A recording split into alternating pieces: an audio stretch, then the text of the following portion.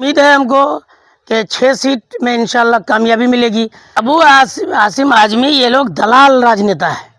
हम लोग तो पहले सुनते थे, लेकिन इस बार जाकर के देखने का मौका मिला। ये कहीं न कहीं ये दर्शाता है कि ये दोस्तों, आप सभी को जैसा कि पता है कि महाराष्ट्र के अंदर विधानसभा इलेक्शन फाइनली तौर पर ख़त्म हो चुके हैं और अब आने वाली 23 नवंबर को रिजल्ट भी आ जाएंगे और सभी को पता चल जाएगा कि महाराष्ट्र के अंदर किसकी सरकार बनने वाली है। लेकिन उससे पहले एमआईएम पार्टी ने बड़ा खेल कर दिया है। जी हाँ दोस्तों, महाराष्ट्र के अंदर एमआईएम पार्टी को बहुत बड़ी कामयाबी मिलने जा रही है और ये भी बताया जा रहा है कि एमआईएम पार्टी के बगैर महाराष्ट्र के अंदर सरकार नहीं बन सकती। जब तक एमआईएम पार्टी को उसके अंदर इन्वॉल्व नहीं किया जाएगा तब तक महाराष्ट्र की सरकार नहीं बन सकती है।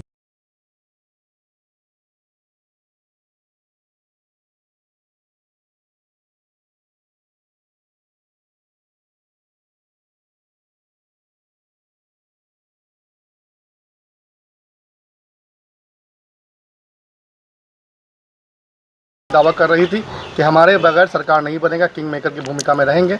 आप खुद महाराष्ट्र गए थे, किस तरह का वहाँ देख के आए हैं, क्योंकि आप एक जिम्मेदार हैं और वहाँ तकरीबन हर प्रोग्राम में आपने जनसभा भी की है। तो क्या लगता है आपको, क्या उम्मीदें हैं? देखिए, जूझू दवा की मर्ज बढ़ता गया। हम लोग चुनाव लड़ते हैं, जाहिर सी बात है बैरिस्टर असदुद्दीन अवैसी साहब और एमआईएम का एक ही फंडा है, मजलूमों और महरूमों की सिफारिश करना, वकालत करना। और विशेष तौर पर हम मुसलमानों की नुमाइंदगी और दलितों की नुमाइंदगी करने वाली पार्टी का नाम एमआईएम है। इसी के मद्देनज़र आप देखेंगे 2014 में अपने उम्मीदवार वहाँ जीते थे।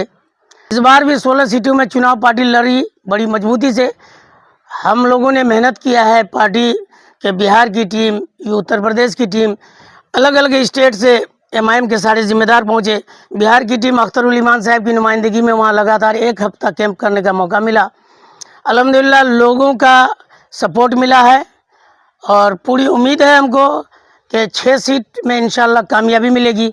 16 सीटों में चुनाव लड़ रहे हैं, लेकिन 6 सीटों में कामयाबी मिलेगी।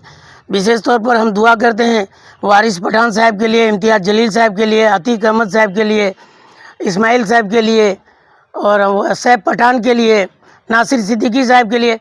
ये लोग मजलिस के वहाँ पर एक खंबा खोटा के तौर पे मजलिस के लिए काम कर रहे हैं।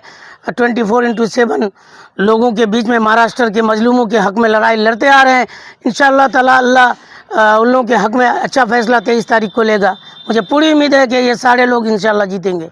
सपा का जो वहाँ पे ये रहा, खास के अबू आसिम आजमी का, जहाँ एमआईएम के कैंडिडेट थे, खास के वहाँ सीट दिया गया, औरंगाबाद से भी दिया गया। तो किस तरह अबू आसिम आजमी ये लोग दलाल राजनेता है। हम लोग तो पहले सुनते थे, लेकिन इस बार जाकर के देखने का मौका मिला। ये लोग मुसलमानों के नाम से धब्बा है, ये लोग व्यापारी है, ये लोग कोई है। महाराष्ट्र के मुसलमानों की कोई आवाज़ नहीं है। ये लोग अपना सीट को बरकरार रखने के लिए कोई भी हरबा इस्तेमाल कर सकता है। वहाँ किया भी है। कई बड़े बड़े उलमा को बुला करके एक सूची बना करके 288 उम्मीदवार का, कोई 180 उम्मीदवार का, कोई इस तरह से इन लोगों ने मुस्लिम दीनी जो हमारे कायद हैं, इन लोगों से बुलवाया गया है। और ये कहीं न कहीं ये दर्शाता है कि ये प्रोवोक किया है बहुसंख्यक को।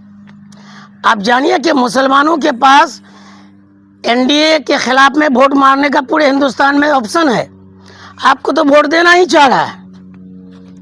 मजलिस पहले से जहां काम कर रही है, लिमिटेड सीटों पे चुनाव लड़ रही है मजलिस, तो उसके बाद तो आपको वोट देता ही।